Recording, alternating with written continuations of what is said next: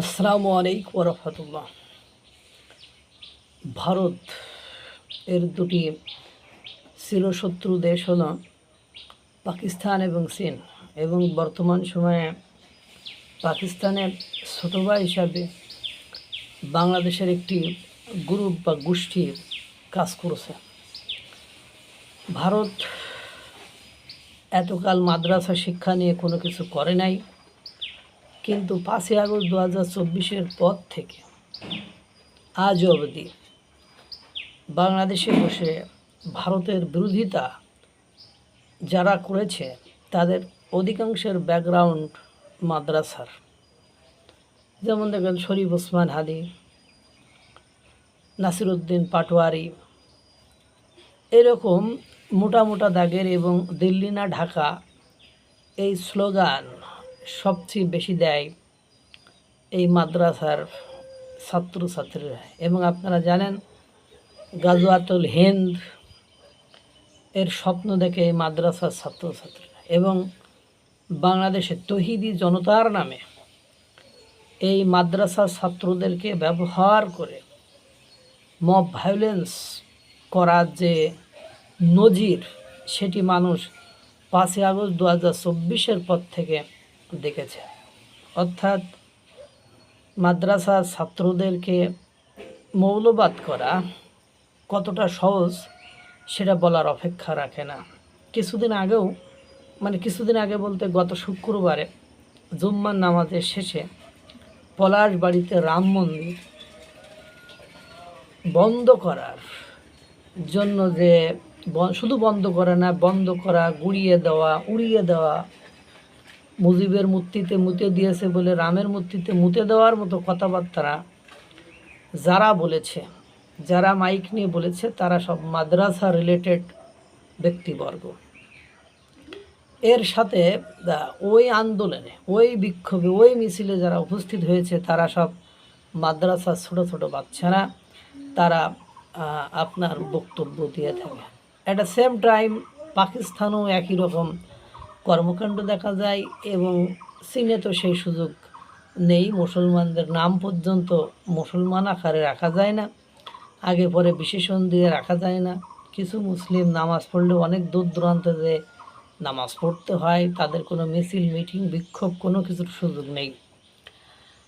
এখন বাংলাদেশ এবং পাকিস্তানের এদের দ্বারা অনুপ্রাণিত হয়ে ভারতের মাদ্রাসাগুলোতে র্যাডিকালিস্ট অর্থাৎ মৌলবাদের উত্থান হওয়ার একটা সম্ভাবনা, বা গোয়েন্দা সংস্থার সেই ধরনের একটা রিপোর্ট সামনে এসেছে যে কোমলমতি এই বাচ্চাগুলোকে আস্তে আস্তে মাদ্রাসার শিক্ষকরা নাকি মৌলবাদের দিকে নিয়ে যাচ্ছে। কারণ এই বিষয়টি প্রতিবেশী রাষ্ট্র পাকিস্তান এবং বাংলাদেশ থেকে প্রতিনিয়ত কেউ না কেউ, কোনো না কোনো গোষ্ঠী, কোনো না কোনো মাদ্রাসা এই কাজটা করছে।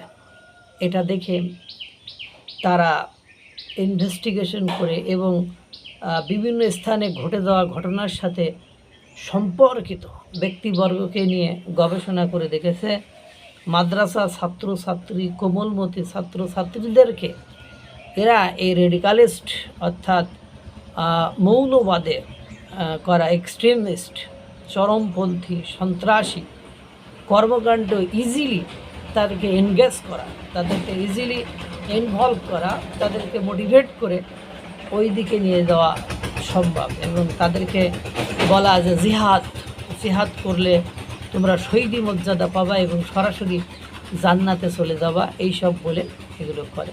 তারই ধারাবাহিকতায় ভারতের বিহারে ইজহার নামে এক ব্যক্তিকে এই ধরনের রেডিকালাইজড করার জন্য মাদ্রাসায় প্রশিক্ষণ দেওয়া, তাদেরকে মোটিভেট করা, এ কারণে গ্রেপ্তার করেছে। গোপালপুরে একজনকে, ফারাজকে গ্রেপ্তার করেছে। এই ধরনের গ্রেপ্তার 4 জনকে এভাবে গ্রেপ্তার করেছে। তাদেরকে ইনভেস্টিগেশন করে দেখা গিয়েছে তারা পাকিস্তানের আইএসআই এর সাথে সম্পৃক্ততা তাদের কোনোভাবে পাওয়া গিয়েছে, এবং তারা কিভাবে ভারতের অভ্যন্তরে থাকা, ভারতের তো শত্রুর অভাব নেই, চীন শত্রু, পাকিস্তান শত্রু, নতুন করে পাকিস্তানের সাথে এবং চীনের সাথে বাংলাদেশের সম্পর্ক অত্যাধিক ভালো হওয়ায় এবং মানে ভারত বিরোধী মাওলানা মৌলভী হুজুরদের উত্থানের কারণে বাংলাদেশের সাথে তাদের যে সম্পর্কটা ছিল সেই সম্পর্কের একটা টানাপোড়েন, সেই সম্পর্কের একটা খারাপের দিকে মোড় নিয়েছে, এটা আপনারা সকলে জানেন। এখন ঘটনা হলো যে 4 জনকে ইতিমধ্যে যারা রেডিকালাইজড অর্থাৎ মাদ্রাসার এই কোমলমতি বাচ্চাদেরকে কাজে লাগিয়ে ভারতে একটা অশান্ত পরিবেশ, অস্বস্তিকর পরিবেশ সৃষ্টি করার জন্য কাজ করে অজিত দোভালের সিআইএ মানে সেন্ট্রাল ইনভেস্টিগেশন ইউনিট, মানে এরা এরা মনে করেন আপনার গ্রেপ্তার করেছে এবং তাদেরকে কাউকে কারাগারে পাঠিয়েছে, কাউকে আবার জবাবদিহিতার জন্য অর্থাৎ রিমান্ডে পাঠানো হয়েছে। মানে এই হলো অবস্থা। এবং পাশাপাশি 7 জন অজিত দোভালের একটা টিম 7 জন জঙ্গিকে গ্রেপ্তার করেছে, যারা ভারতের ভেতরে থেকে দিল্লি সহ বিভিন্ন স্থানে একটা অস্থিরতা, একটা অ্যানার্কি, একটা নৈরাজ্য, একটা সন্ত্রাসবাদ, একটা জঙ্গিবাদ করে রক্তপাতের ঘটানোর জন্য পরিকল্পনা করেছিল। সেটা ভারতের গোয়েন্দা সংস্থা সেটাকে আপনার ধরে তাদেরকে শাস্তির আওতায় বা বিচারের আওতাধীন করেছে।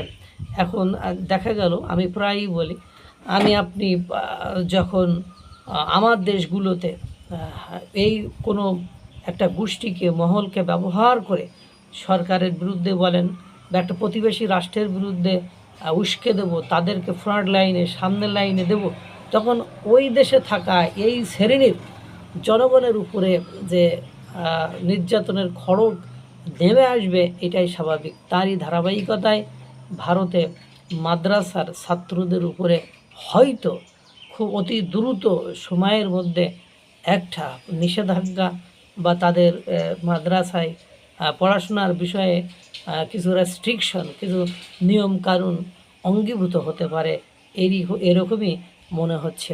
আল্লাহ তাআলা সকলকে ভালো রাখুক, সুস্থ রাখুক। আসসালামু আলাইকুম ওয়া রাহমাতুল্লাহ।